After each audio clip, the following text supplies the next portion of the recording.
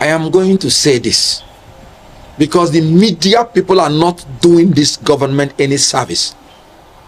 Rather than telling us the truth that he is unwell, because human beings can fall sick. When we were campaigning, we knew he was unwell. When I was in London, I heard they got him coming out from St. Mary's Hospital. Rather than telling the people the truth that he has gone on medical vacation, that he is unwell and has gone to examine himself in a hospital, so that at least you don't portray him as being insensitive, so that you don't portray him as enjoying while Nigeria is burning. They are saying he has jetted out to enjoy himself. What sane leader will go out to enjoy himself when more than 150 persons have died in a boat mishap? If that is true, then you cannot blame Governor Sim Fubara for saying that there is a need to build a psychiatric hospital to examine our leaders, because that's the only thing left to do. It is their positions and power, not the people, and the people must rise up to defend themselves from these leaders. So what Governor Sim Fubara did and is doing is in order, and I support it. What the IGP of police has done is illegal, is ungodly, is criminal. He should apologize to the people of Rivers State, and he must make sure that not even one hair of anybody in Rivers State falls to the ground, because the law is clear. The police is there to maintain law and order, so the police cannot withdraw in any circumstance from any situation that could cause chaos. The police cannot dabble into political issues. IGP is dabbling into political issues. He must withdraw from it, and he must make sure that the orders are maintained in Rivers State. And the chief security officer in Rivers State is Governor Sim Fubara, and his orders should be maintained. When I tell una say this 64 years when Nigeria celebrate, now wasted 64 years, some of una no agree. In fact, some people came to my DM and was sending me message telling me that am I the craze, waiting they worry me, waiting make me talk that thing. But I asked them some question where they never stay answer me reach today. I asked them this question, say, as a Nigerian, as a proud Nigerian that you are, what can you come out now to beat your chest and say, yes, as a proud Nigeria, we have achieved this. We have achieved this very well for the past 64 years. Is it good road? Do you have good road? Is it hospital? Do you have good hospital? Is it school? Do you have good school? Is it what? Is it economy? Is your economy good? In fact, economy is getting worse and worse, if there's any word like that. So, obviously, there is nothing good to celebrate in Nigeria or celebrate the 64 years, whatever. This man, Barrister Kenneth, has also come out now to dilute, and in fact, he simplified this 64 years. He made it, holy Jesus, I don't even know the English to use to qualify what this man said in this video, because these are people that speak out. You know, when I tell you that one of the reasons why you have to subscribe to this channel is that this is a channel where we speak nothing but the truth. So this man, I begin to love him because of the way he speaks the truth, especially in this video you're about to watch. He spoke the truth to a greater magnitude. Just watch the video. As you're watching it, please don't forget to subscribe and turn on your notification button so you get notified anytime I drop a video. And most important thing he said again here is about Rivers State. You know, I told you before that if you are from Rivers State, please always pray for that state. And if you're not from Rivers State, please, I beg you, pray for them. Even if in 1 minute, even if in 30 seconds, just pray for them, because something big and bigger is happening in that state. Something bad is happening in that state. So we need to pray for their governor. We need to pray for the people of Rivers State. So please watch this video and enjoy it. Drop your comment on the comment section and subscribe. Now watch. Well, I want to first of all use this opportunity to offer my condolences on Nigerians that we are drowned at the River Niger and on the River Niger because of the incompetence and corruption of the leaders of this country. Because the laws are very clear. You don't set sail in the middle of the night and then you have a rickety wooden boat that the capacity is 150, but 300 persons without life jackets we are allowed to board such vessel and to travel in the middle of the night. That in itself is a mishap waiting to happen, and it happened, and a lot of people, more than 150, are unaccounted for. Many have died, and a lot more will be recovered dead. That tells you the story of this country. What we are celebrating in this independence is 64 years of madness, because you can't do the same thing over and over again and expect a different result. That is the technical definition of madness. We are celebrating darkness. We are celebrating hardship. We are celebrating hunger. We are celebrating incompetence. We are celebrating corruption. We are celebrating the emergence of kakistocrats and kleptocrats in our government. The government by the worst, and the government by compulsive thieves. Now, I give you an example. There is Hurricane Helene buffeting more than 5 states in the United States of America. President Joe Biden, the Vice President Harris, and even the presidential candidate Trump, they are going to these states, commiserating with them, offering their help, providing welfare, providing humanitarian services. But in Nigeria, our own president purportedly is jetting away to enjoy himself in vacation. What do you call that? But you know what? I am going to say this because the media people are not doing this government any service. Rather than telling us the truth that he is unwell, because human beings can fall sick. When we were campaigning, we knew he was unwell. When I was in London, I heard they got him coming out from St. Mary's Hospital. Rather than telling the people the truth that he has gone on medical vacation, that he is unwell and has gone to examine himself in a hospital, so that at least you don't portray him as being insensitive, so that you don't portray him as enjoying while Nigeria is burning. They are saying he has jetted out to enjoy himself. What sane leader will go out to enjoy himself when more than 150 persons have died in a boat mishap? If that is true, then you cannot blame Governor Sim Fubara for saying that there is a need to build a psychiatric hospital to examine our leaders, because that's the only thing left to do. I will describe the situation in Rivers State as a state of madness, and I will describe the conduct as embarrassing.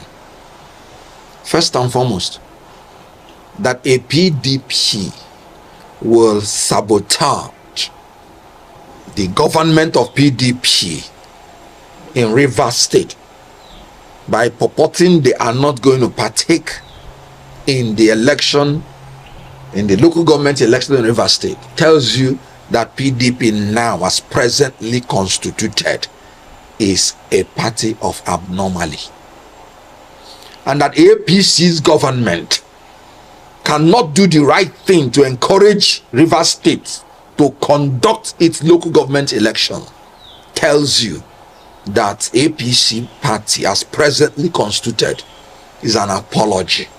So these two parties have become unapologetically abnormal, and that is what is happening to the Nigerian state. Nigeria has become a nation that is unapologetically abnormal because of the influence of this PDAPC. I said it before that these two parties, they are the two heads of a monster. and we can see what is going on. Let us come into the issue of local government election. First and foremost, if you recall, the last regime of the local government in Rivers State, when their tenure ended, they wanted to extend their tenure through the instrumentality of the House of Assembly. And I was in support that it was illegal. And Governor Fubara wanted to use a caretaker committee to replace them. I was one of the lawyers that said this is illegal and that I do not support Governor Fubara to do that. And Governor Fubara can see that the Supreme Court sided some of us who said that the Constitution is clear on how the local government should be governed. Section 7(1) of the Constitution of the Federal Republic of Nigeria, 1999 as amended, states the system of local government by democratically elected local government councils is under this constitution guaranteed, and every state shall ensure its existence by a law which provides for its establishment, for the structure, for the composition, for the finance and functions. The key phrase is democratically elected. The key statement. Now, the Supreme Court that gave judgment based on the case that Tinubu took to court through his Attorney General gave a judgment that no local government in Nigeria should be governed again by caretaker committee, and that elections must hold. And they put a punishment that any local government that does not comply, the allocation to that local government should be withdrawn. And after consultation, 90 days was agreed on. So 90 days from that judgment, not only that it is illegal, unlawful, but it attracts punishment that can make a local government and a state unviable. And Fubara marshaled out the state, the Rivers State Independent Electoral Commission, to organize the local government election in accordance with the Supreme Court judgment, in accordance with the provision of Section 7. And then you're telling me that some politicians who are enemies of progress, enemies of Rivers State, enemies of Rivers people, are parading the judgment of a lower court to say you will frustrate the judgment of the Supreme Court. That is judicial recklessness. Let me give you an example. In the United States, the DOJ was prosecuting Donald Trump, a former president, for interrupting and trying to overthrow the election. The president went to Supreme Court, and Supreme Court gave judgment that he has some immunities. Immediately the Supreme Court gave judgment, whether you like it or not. The whole system. Good evening. There's a leak video on WhatsApp that is asking the Eagles to leave Lagos or else. What that else means, I don't know. But what can you say to it? You are in one Nigeria, and like I've been feeling, one group cannot ask another people to leave a particular place. What do you have to say about it? Now, thank you for that wonderful question, Mr. The anchor of this big platform. But one thing, first and foremost, I want to say that no group or no ethnic group has monopoly of rascality. This is Nigeria. The Igbos has always been used as scapegoats in this current dispensation. That is why you see that in this protest that was ended, the Igbo man have refused to stay away from protest, knowing fully well that he or she, they will be tagged are the sponsor of this protest. The same Igbo man that has been deprived of presidency, the same Igbo man that feels he does not have a sense of belonging in this contraction called Nigeria. Now, some persons are saying the Igbos are too disrespectful. Some persons are saying that it is high time the Igbos leave Nigeria. The same Igbos have been championing for the Biafra cause. So I think at this point, if the government or the people feel they cannot stay with the Igbo man again, they should allow the Igbo man go. Because if I belong to a family and I am not welcome in that family, and then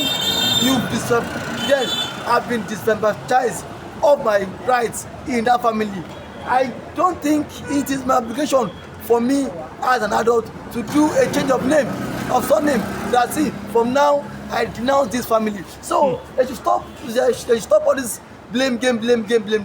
Those championing this hate are those in government.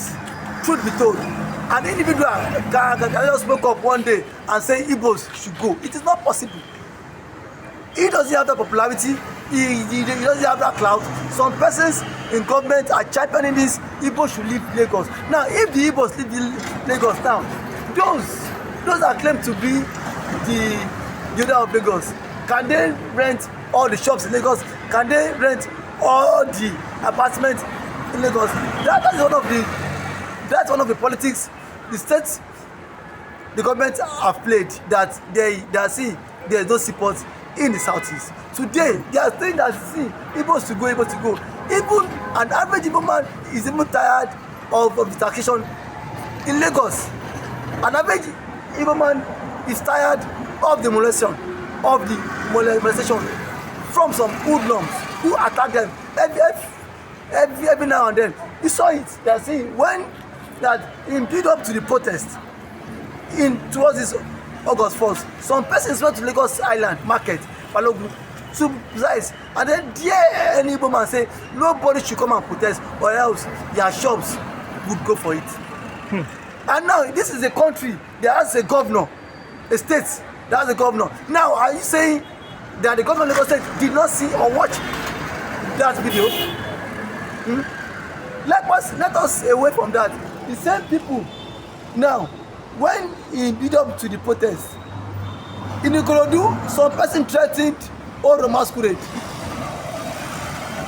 in this state, Lagos State government, that anybody that comes to protest, the Oro will use the person as sacrificial lamb. We have a governor, we have senators, we have presidents, and that video went viral. Nobody condemned that video. Nobody said enough is enough. It has always been the Igbo man. When Nigeria is not working forward, it is the fault of the Igbo man. When the president has failed in his economic plan, it is the fault of the Igbo man. When the Igbo joined the protest in 2020, they said Igbo man want to spoil Lagos. Igbo man ruined Lagos. It was the Igbo man that vandalized all the properties in Lagos. Now that the Igbo man has refused not to join the protest, it is the Igbo man who is sponsoring the protest. One thing is that there are you have some political bigots championing this hate against the Igbo man. Just like what my friend used to say, like Nigeria is like a tricycle. They have 3 tripods. One of it is missing, and that one that is missing, I've said, okay, since the south and the north, since the west and the north are saying it is always their own right to become the president of the country, then own it and then leave me to my own business. But if those championing the affairs of the country, if the country is not working, next thing they call the Igbo man. It is the fault of the Igbo man.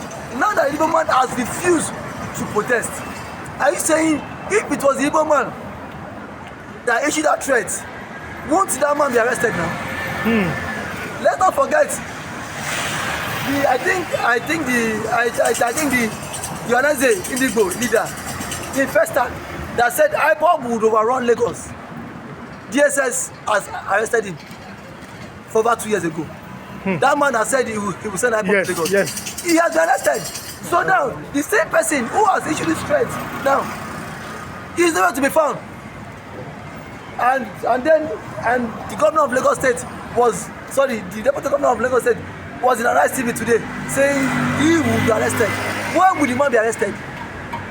But if it was Chukwu Emeka Ndigo, Emeka Chinedu,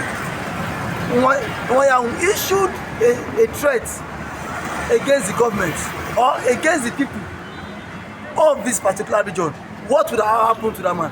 DSS would have gone after him. DSS would have gone after him. So what I'm trying to say, what I'm trying to say is